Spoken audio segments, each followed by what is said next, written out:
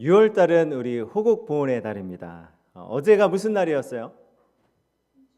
현충일이었어요. 이 현충일은요, 단순히 6.25 전쟁 그 전사자만을 기리는 날이 아니라 이 국가를 위해서 희생하거나 공헌한 모든 분들을 추모하는 날입니다.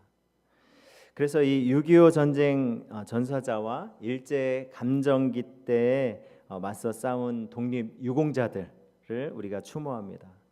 1910년에 나라를 일본에게 빼앗겼어요. 그래서 35년이라는 아주 치욕적인 그렇게 일제 치하에 압제당하며 살았어요. 그래서 그 일본이라는 나라가 우리나라를요, 무력과 어떤 이 공포를 통해서 우리 민족을 억압했습니다. 그 당시에 대한민국 국민들이 가장 원했던 것이 무엇이었을까요? 해방이죠. 독립이죠. 내가 내 나라의 주인으로서 정말 내 뜻대로 그 자유를 얻고 그렇게 살아가기를 원하죠. 다른 나라에 압제당하면서 살아가길 원하겠습니까?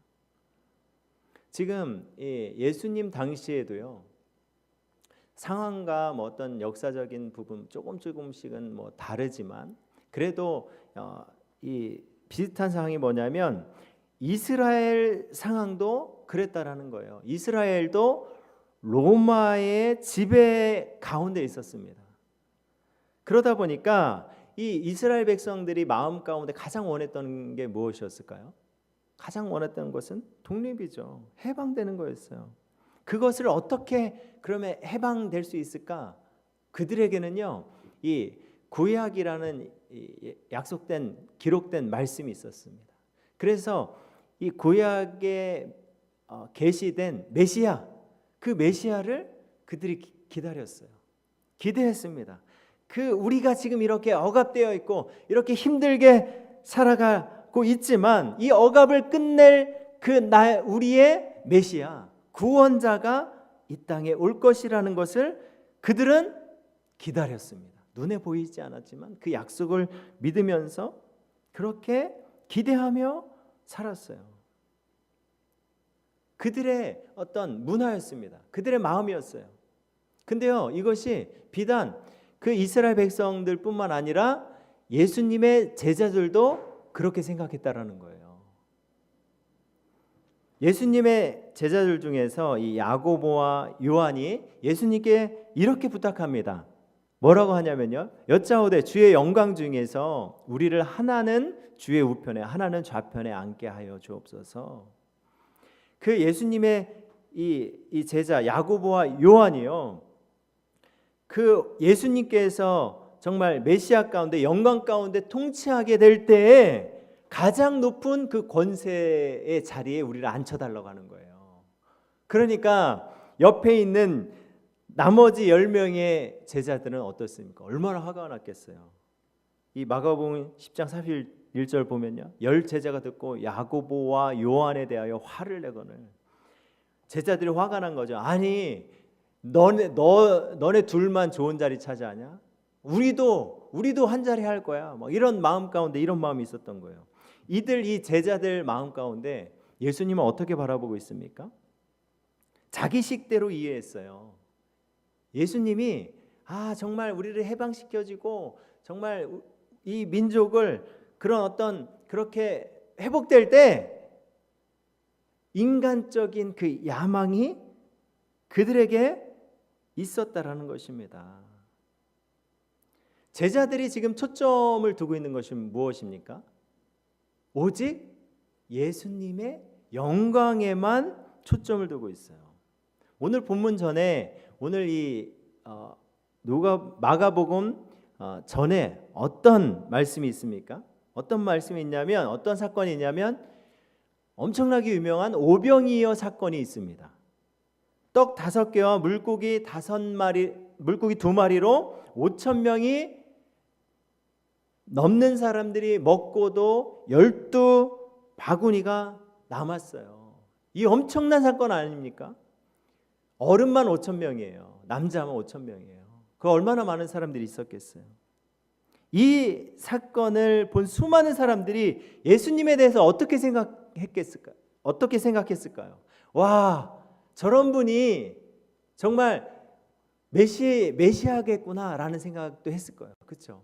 그리고 뭐 여러 가지 생각했을 거예요. 그 중요한 것은 그 예수님을 통하여서 엄청나게 우리가 기대했던 그런 영광을 우리에게 줄 그런 메시아가 오겠다라고 그렇게 더 마음 가운데 생각했을 거예요. 예수님이 묻습니다. 19절 예수님이 제자들에게 묻습니다. 그랬더니 제자들이 어떻게 대답합니까? 대답하여 이르되 세례 요한이라 하고 더러는 엘리야라, 더러는 옛 선지자 중에 한 사람이 살아났다 하나이다. 사람들이 저 사람 보니까, 저 예수님 보니까 세례 요한 같아. 아니야, 엘리야야. 저 기적을 봐봐. 엘리야가 이 땅에 온 거야. 사람들 마음 가운데 막 기대가 차기 시작한 거예요. 분명한 것은 저 예수님을 통하여서, 예수라는 사람을 통하여서 이 성경이 말한 메시아가 그분이 아닐까라는 그런 기대 가운데 있는 거예요. 제자들도 그런 마음 가운데 있었습니다. 이분이라면 우리가 이 로마의 압제 가운데 있는 우리들을 구원하실 수 있을지 않을까, 이런 기대, 마음이 막 부풀어 들었어요. 이때 예수님께서 제자들에게 물어보십니다. 예수께서 이르시되 20절 말씀 보면요, 너희는 나를 누구라 하느냐? 베드로가 뭐라 그래요? 대답하여 이르되 하나님의 그리스도이시니이다. 이게 아주 유명한 말씀이죠. 이 베드로의 신앙 고백입니다. 마태복음에 뭐라고 말씀하고 있습니까? 주는 그리스도시요 살아계신 하나님의 아들이시니이다. 이렇게 고백합니다. 베드로의 이 고백은요, 예수님에 대해서 아주 정확하게 그렇게 자기가 느낀 것을 고백한 거예요. 이 고백은 진실입니다. 그러나 지금 제자들의 초점은 어디에만 맞춰져 있습니까? 예수님의 영광에 대해서만 맞춰져 있다라는 거예요. 영광만 바라보고 있어요. 지금 한쪽으로 치우쳐져 있다라는 것입니다. 우리도 이럴 때가 얼마나 많은지 몰라요. 우리의 신앙이요, 한쪽으로 치우쳐져 있다라고 하면 우리의 신앙은 너무나도 위태위태하고 위험한 신앙생활을 하는 것입니다. 예수님의 분명히 영광이 있지만 또 고난도 있습니다. 그런데 사람들이 영광만 바라봐요. 우리의 신앙도 바라보면요, 정말 주님의 영광만 그렇게 치우쳐서 바라볼 때가 많이 있습니다. 예수님 믿으면 복 받습니다. 그렇죠? 복 받아요. 그리고 천국 갑니다. 천국 가죠. 어떤 사람들은요, 예수님 믿고 나서 정말 주님의 놀라운 은혜를 주셔서 그가 세상적으로 볼 때 사회적으로 정말 성공하는 길을 들어선 사람도 있습니다. 그렇죠? 있죠. 놀라운 복을 받은 거죠. 은혜를 받은 거죠. 어떤 사람은요, 병 고침을 받은 사람도 있습니다. 저는 여러 명 봤어요. 그렇게 고백하는 사람들 여러 명 봤습니다.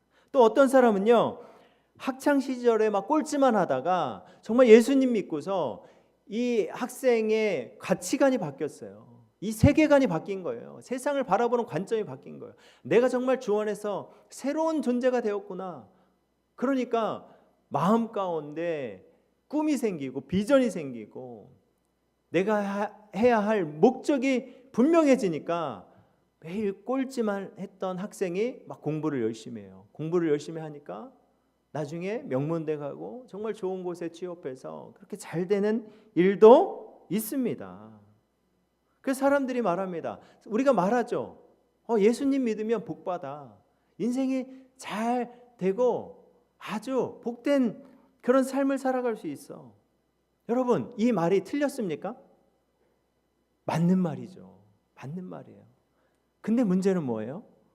근데 문제는 그 복만 붙잡는 거예요. 그것만 바라보는 거예요. 그것에만 매달리는 거예요. 여러분, 이런 신앙을 어떤 신앙이라고 말합니까? 이것이 바로 기복신앙이죠. 예수 믿으면 잘 되고 당연히 복 받습니다. 그거 잘못됐다라는 게 아니에요. 예수 믿고 새롭게 변화되고 인생이 바뀌고 그 놀라운 복을 받는 거죠. 무엇보다도 예수 그리스도를 믿는 그 구원의 은혜, 그것이 가장 큰 복인 것이죠. 그런데 사람들이 이것에만 매달리면 우리의 신앙은 여러분 위험해집니다. 그렇게 한쪽으로 치우친 신앙은 위험해지는 신앙이에요. 예수님은 제자들의 이런 모습을 너무나도 잘 알고 있었어요. 그래서 예수님은 제자들에게 자신이 어떤 길을 가는지를 분명하게 가르쳐주고 있습니다. 예수님 뭐라고 말씀하십니까? 22절 말씀 보면 이르시되 인자가 많은 고난을 받고 장로들과 대제사장들과 서기관들에게 버림받아 죽임을 당하고 제3일에 살아나야 하리라 하시고, 예수님이 앞으로 그 당하실 그 고난과 그 십자가에서 그 죽으심과 또 부활에 대해서 그들에게 말씀해 주십니다. 내가 가는 길은 분명히 영광이 있지만 그 영광의 길 가운데 고난의 길도 따른다라는 거예요. 여러분, 영광도 있지만 그 영광의 길이, 그 영광의 길 가운데는요 고난이 따른다라는 거예요. 예수님은 분명하게 제자들에게 알려주시는 거예요. 그러면서 뭐라고 말씀하십니까? 23절 말씀 보시면요, 또 무리에게 이르되, 제자들에게 말씀하시는 거예요. 아무든지 나를 따라오려거든 자기를 부인하고 날마다 제 십자가를 지고 나를 따를 것이니라. 여러분, 참 제가요 진짜 이 우리의 모습을 바라보면요, 야, 예수님의 말씀은요, 나를 따라오려거든 자기를 부인하고 날마다 제 십자가를 지고 나를 따를 것이라고 분명하게 말씀하고 있습니다. 근데 우리는 어떻습니까? 이 부분은요, 이 부분 말고 그냥 영광만 원해요. 그러나 예수님께서 주시는 그 가르침은 결코 그렇지 않습니다. 그 영광도 있지만 나를 따라오기 위해서는 너희들이 받을 그 고난도 있다라고 지금 말씀하고 있습니다. 여기서 아무든지 나를 따라오려거든, 이 아무든지라는 이 언어의 그 의미는요, 누구든지 원하면 올 수 있다라는 거예요. 누구든지 주님의 제자가 될 수 있다라는 거예요. 그렇게 나를 따라오는 자가 그 조건이 무엇이냐면, 그 제자로서의 삶이 무엇이냐면 바로 무엇입니까? 자기를 부인하는 거예요. 자기를 부인한다는 거. 여러분, 자기 부인이 무엇입니까? 그냥 겸손하게 나아가는 것입니까? 아니면 어떤 분들은 뭐 자기 부인해서 막 자기를 비하하는 사람들이 있어요. 여러분, 자기 비하는 아닙니다. 이거 정말 잘못된 거예요. 아, 나는 그런 사람이야. 나는 못하는 사람이야.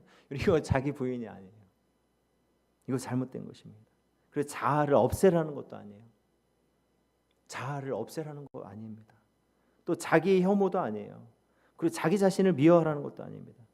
이 자기 부인이라는 것은요, 내가 내 인생의 주인 되었던 그 자리를 내려놓고 예수 그리스도를 왕으로 모신다라는 거예요. 이것이 자기 부인입니다. 어떤 사람들은 이 자기 부인을요, 마치 구원을 얻기 위한 자신이 해야 할 의로운 행동이라고 생각해요. 여러분, 우리가 의로운 행동을 해서 구원받은 거예요?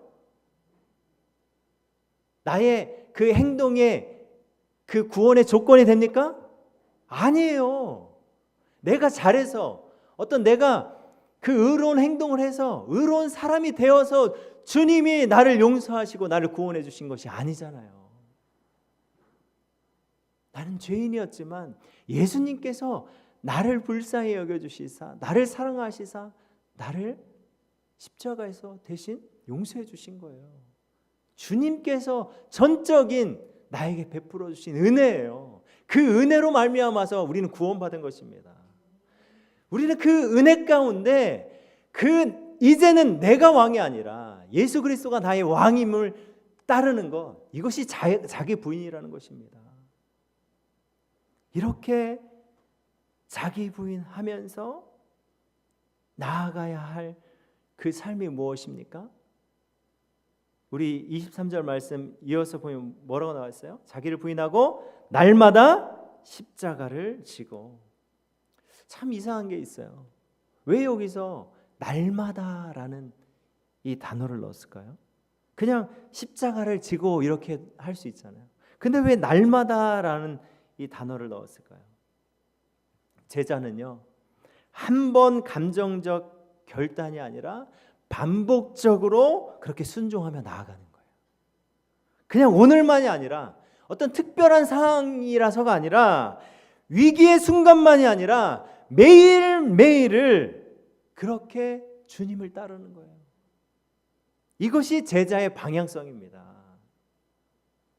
자기 십자가를 진다는 것은 여러분 어떤 장신구, 그 십자가가 이 장신구나 이 상징이 아니잖아요. 지금은 우리가 목걸이로 걸고 다니고 하지만 그 당시의 십자가는 정말 저주받은 사람, 정말 극악무도한 그런 죄를 지은 그런 죄인이 지는 것이 바로 십자가 처형이었어요.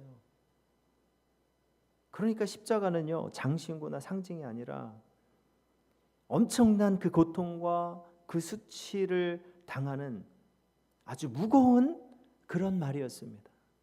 예수님께 속했기 때문에, 예수님을 따르기 때문에 감당하는 고난과 희생을 말하는 거예요.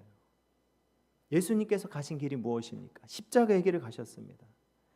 예수님도 피할 수만 있다면 피하고 싶었어요. 그러나 하나님의 뜻에 순종했습니다. 예수님의 십자가는요, 내가 지어야 할 내 죄값이었어요. 내가 그런 죄인이었다라는 거예요. 그런데 주님이 대속해 주셨습니다. 대속의 뜻이 무엇입니까? 예수님께서 나를 대신하여서 그 예수님의 목숨값을 주시고 나를 사오셨어요. 대신 매맞으셨고 치욕을 받으셨고 고초를 받으셨고 생명의 대가를 치러주셨습니다. 여기서 핵심은요, 고난 자체가 아닙니다. 핵심은 예수님께 속했기 때문에 우리도 그 고난의 길을 피하지 않고 따라간다라는 거예요. 예를 들면 무엇입니까? 내 자존심을 내려놓고 화해하는 거예요. 이거 쉬운 거 아니잖아요. 내 자존심을 내려놓는다는 거. 그러나 주님이 십자가에서 그렇게 하셨잖아요. 그러니까 내 거 내려놓고 내가 그 사람을, 그 주님이 용서하셨기 때문에 주님께 맡겨드리는 거예요. 이것이 십자가를 지는 것입니다. 그리고 손해를 보더라도 우리가 정직하게 살아가는 것, 양심껏 살아가는 것, 조롱을 받아도 신앙을 부끄러워하지 않는 것, 이것이 십자가를 지는 것이죠. 편안함보다 사명을 위해 살아가는 것, 이런 것이 바로 날마다 자기 십자가를 지는 삶입니다. 그러니까 자기 부인은요, 다시 정리하면 내 안의 왕자에서 내가 내려오는 것입니다. 이것은 내면의 결단이라고 볼 수 있어요. 그리고 십자가를 날마다 지는 것은 무엇입니까? 그 결단의 실제적 행동입니다. 순종하는 거예요. 예수님을 따르는 제자는 자기를 부인하는 것과 날마다 제 십자가를 지고 따르는 삶, 이것이 바로 제자의 삶입니다. 그런데 한번 생각해 보십시오. 세상의 논리와 어떤 세상의 방식을 바라볼 때 이것은 완전히 말도 안 되는 소리 아니에요? 세상의 논리는 무엇입니까? 네 인생의 주인은 바로 너야. 그러니까 네 마음대로 살아. 네 마음껏 살아. 옆에 사람 어떻게든 상관없잖아. 여러분, 진짜 그런 의식이, 그런 생각이, 그런 사상이 이 시대에 너무나도 만연해 있지 않습니까? 남을 위해서 못하러 고생해서 희생해.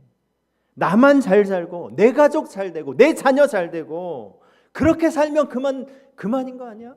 그렇게 살다 천국 가면 되는 거 아니야?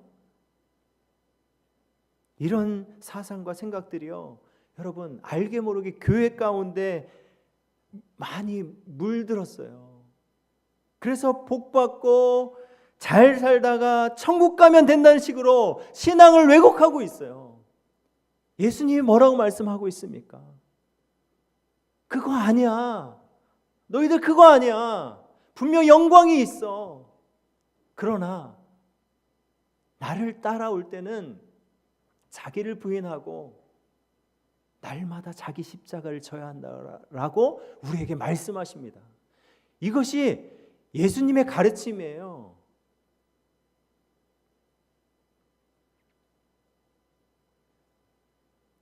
마태복음 20장 28절 말씀 볼까요? 인자가 온 것은 섬김을 받으려 함이 아니라 도리어 섬기려 하고 자기 목숨을 많은 사람의 대속물로 주려 함이니라. 여러분, 섬긴다는 것이 무엇입니까? 섬긴다는 것은요, 희생하는 거예요. 내가 희생하는 것입니다. 섬김받는 자를 대신해서 희생을 해야만이 섬길 수가 있어요. 우리 교회에서 작년과 재작년에 어르신들, 이 지역에 계신 이 노인정이 한 3개 있습니다. 이 동네 어르신들을 모셔서 삼계탕 대접을 했어요. 그때 막 작년 같은 경우는 음악회도 해서 우리가 이 노래도 이렇게 하고 어르신들 같이 따라 부를 수 있는 노래도 하면서 얼마나 좋아하시는지 몰라요. 그리고 같이 여기 식당에 모셔서 어르신들 삼계탕도 대접해 드렸습니다. 한번 생각해 보십시오. 너무 그 섬김을 받는 어르신들 너무 좋죠. 그렇죠? 너무 감사하죠. 맛있는 삼계탕에 공연도 해주죠. 선물도 하나씩 주죠. 근데 우리가 볼 때 어떻습니까? 재정적으로 재정이 필요해요. 섬길 수 있는 사람들이 필요해요. 하나부터 열까지 얼마나 많은 그 섬김들이 필요합니까? 그런데 놀라운 건 뭔지 아십니까? 너무 기쁘고 감사하다라는 거예요. 그분들을 섬길 수 있다는 게 얼마나 감사한지 몰라요. 야, 이분들 한평생 사시면서 막 90대 되신 어르신들이 있어요. 얼마나 한평생 정말 그 시절 얼마나 어려움 가운데 그렇게 사셨습니까? 교회에서 주님의 사랑을 이웃들에게 전할 수 있다는 거 얼마나 감사합니까? 그리고 그들에게 우리 교회를 통하여서 주님의 사랑을 전하는 거예요. 복음이 예수님이 어떤 분이다, 예수님의 사랑이 어떤 분이다라는 걸 전할 수 있다는 게 얼마나 감사한지 몰라요. 제가요, 이 전도해요. 목요일마다 전도하는데, 근데요, 이 초등학교가 있잖아요. 내 아이들이 얼마나 조숙한지요. 이 아이들이요,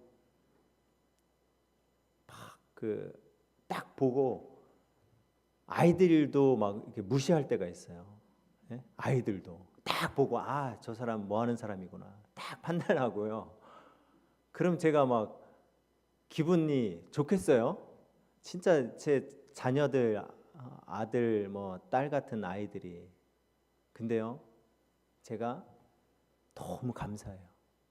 복음을 전할 수 있다는 게 얼마나 감사한지 모릅니다. 이 땅에 예수 그리스도를 알지 못하는 자들이 너무나 많은데, 그들에게 복음 들고 물론 들어줍니까? 안 들어주는 사람이 더 많죠. 그냥 어떤 날은 그냥 이렇게 서 있다가도 오게 그렇게 들어올 때도 있어요. 그럼에도 불구하고 예수님을 전한다는 것, 그것이 너무나도 감사한 거예요. 주님을 따르고 정말 그분께 드려지는 삶을 살 때요, 오히려 참 놀라운 것은 우리의 마음이 더 풍성해지고 우리의 마음이 정말 세상에서 줄 수 없는 그 기쁨과 감사로 넘치게 된다라는 거예요. 누가복음 오늘 본문 24절과 25절 우리 한 목소리로 함께 읽도록 하겠습니다. 시작. 누구든지 제 목숨을 구원하고자 하면 잃을 것이요 누구든지 나를 위하여 제 목숨을 잃으면 구원하리라. 사람이 만일 온 천하를 얻고도 자기를 잃든지 빼앗기든지 하면 무엇이 유익하리요. 우리가 주를 위해서 헌신하고 희생하는 것이요, 세상의 논리로 접근하면 손해보는 것처럼 느껴집니다. 그렇게까지 해야 되나? 나도 바쁜데, 나도 힘든데. 그러나 주를 따르는 길은요, 참 생명을 얻는 것입니다. 우리 안에 그 참 생명의 기쁨이 얼마나 넘치는지 몰라요. 예수님은 우리를 편한 길로 부르지 않으셨습니다. 예수님을 따를 때 분명 영광 가운데 우리는 모두 다 들어서게 될 것입니다. 그러나 그 길 가운데 고난의 길도 있다라는 거예요. 두 가지 중에 내가 좋은 것을 선택해서 간다고 하면 좋겠지만, 예수님은 무엇을 따라야 하는지 우리에게 분명하게 가르쳐주고 있다는 것입니다. 우린 예수 믿는 사람들이잖아요. 우리가 예수님을 나의 구주로 고백하는 자들이잖아요. 우리는 그분의 가르침을 따라야죠. 오늘 본문 23절 말씀 함께 큰 목소리로 함께 읽도록 하겠습니다. 시작. 또 무리에게 이르시되 아무든지 나를 따르려거든 자기를 부인하고 날마다 제 십자가를 지고 나를 따를 것이니라. 아멘. 이 말씀이 부담으로 다가올 수도 있습니다. 그러나 분명한 것은 우리가 그분을 따를 때 손해보는 삶처럼 보일지 모르지만 분명한 것은 무엇입니까? 그 고난의 길 가운데 참 생명이 있다는 거예요. 그 주님이 우리의 마음 가운데 함께 하시고 세상에서 줄 수 없는 그 기쁨과 평안을 주신다는 거예요. 우리를 결코 홀로 두지 않으십니다. 우리를 제자로 부르신 그 주님을 우리가 바라보면서 그 주님의 가르침 가운데 순종하면서, 주님 정말 여러분 자기 부인, 주님 나의 주인이 내가 아닙니다. 바로 예수님입니다. 그렇게 고백하며 나아가는 우리 동산의 가족들 되시길 주님의 이름으로 축복합니다. 이제 말씀을 마무리하겠습니다. 여러분 오늘 말씀을 비춰볼 때요, 우리가 얼마나 한쪽으로 치우쳐져 있는지를 볼 수 있습니다. 섬김을 받고 싶은데 손해보면서 희생하기를 우리 싫어합니다. 내가 나의 이익이 커지는 건 원하는데 나의 것을 그렇게 손해보는 것은 싫어합니다. 예수님의 구원의 은혜는 기쁘게 받지만 예수님의 그 고난에 동참하기는 꺼려집니다. 예수님의 영광은 좋지만 고난은 부담됩니다. 여러분 이것이 저의 모습이에요. 이것이 우리의 모습입니다. 주님, 저는요 정말 그런 사람이에요. 그럼에도 불구하고 여러분 제가 너무 감사한 건 뭔지 아십니까? 우리가 우리의 죄를 주님 앞에 고백하며 나아갈 때 주님 우리를 마다하지 아니하시고 의로운 오른손으로 붙잡아 주세요. 그래 괜찮아. 그래 내가 너를 사랑해. 내가 너와 함께 할 거야. 그렇게 우리를 붙잡아 주십니다. 여러분 우리 이 시간 좀 우리의 죄악된 모습, 주님 정말 그래요. 제가 이 말씀을 준비하면서 제가 저의 삶을 바라보니까 너무 회개가 되는 거예요. 정말 주님, 주의 영광만이 아니라 우리도 주의 고난을 따르며 나아가는 저희들 되길 원합니다. 우리의 죄된 모습이 얼마나 많은지 몰라요. 주님, 그러나 주 앞에 무릎 꿇고 나아가오니 주여 용서하여 주옵소서.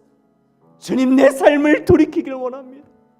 정말 주님 앞에 주님이 나를 위하여 그 십자가에서 대속해 주셨는 그 놀라운 사랑을 받았음에도 주님, 내 삶에는 내가 여전히 내가 주인 되어서 살아갈 때가 너무나도 많이 있습니다.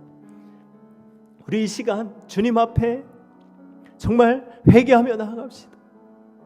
주님이 우리에게 뭐라고 말씀하십니까?